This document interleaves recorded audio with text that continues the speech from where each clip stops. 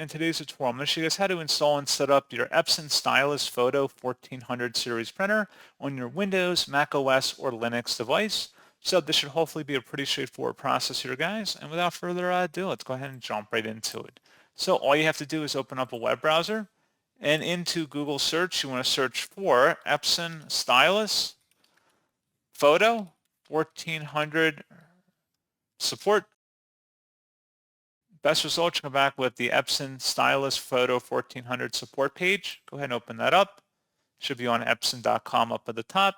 And in the operating system field, click the drop down and select your correct operating system and then the Go button.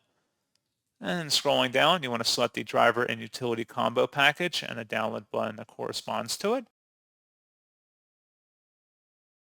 And then once it's on your system, go ahead and open up that file. Should be a verified publisher from Epson. Select yes, and then it says that this file contains the Epson Stylus Photo 1400 drivers and utility combo package.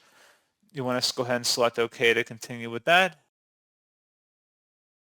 And then just proceed with the normal installation like you would in any normal printer, setting up wired or wireless preferences for printing. And that's all you have to do.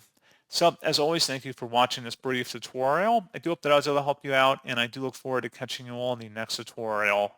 Goodbye.